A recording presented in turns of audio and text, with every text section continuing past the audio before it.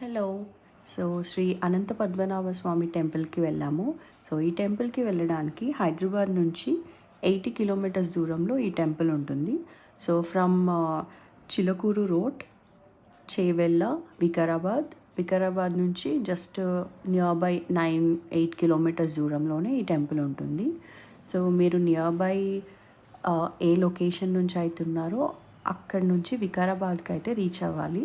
So, అక్కడ ఈ temple ఉంటుంది. సో, ఈ టెంపుల్ ఎంట్రన్స్, సో మీరు రాగానే ఇలా కిందకి స్టెప్స్ ఉంటాయి.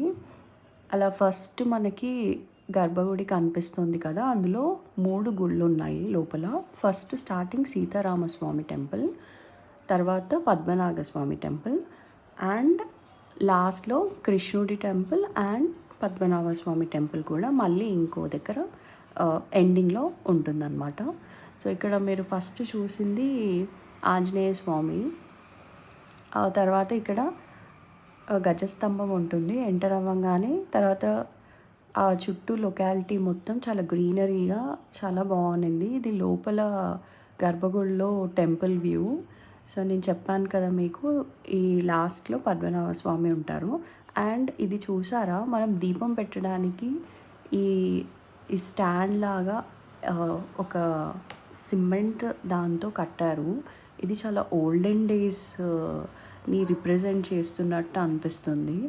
సో, ఈ టైమ్స్‌లో మనకు అలాంటివి ఎక్కడ ఉండవు నాకు తెలిసి. ఇలా దీపం పెట్టడానికి అంటూ సపరేట్‌గా ఇలా ఉండదు. సో, ఇక్కడ మాత్రం ఓల్డెన్ టెంపుల్ కాబట్టి ఇక్కడ ఉంది. అండ్ ఈ టెంపుల్ హిస్టరీ వచ్చేసి హైదరాబాద్ నవాబ్స్ టైం నుంచి కూడా ఈ టెంపుల్ ఉంది. 400 ఇయర్స్ ఎగో హిస్టారికల్ ఉన్న టెంపుల్ ఇది. సో, ఇక్కడ మనం ఏం కోరుకున్నా అన్నీ జరుగుతాయి. అండ్ పద్మనాభ స్వామి ఇక్కడ కూర్చొని ఉంటారు, అది స్పెషాలిటీ. సో, ఇక్కడ ఏమనుకున్నా అన్ని కోరికలు తీరుతాయి. మీరు ఎప్పుడైనా ఇంకా వెళ్ళని వాళ్ళు ఉంటే తప్పకుండా విజిట్ చేయండి. అండ్ ఇక్కడ నుంచి మనం ఇంకా 3 ప్లేసెస్ చూడొచ్చు. అవేంటో ఫర్దర్ వీడియోస్లో నేను అప్డేట్ చేస్తాను. Thank you for watching.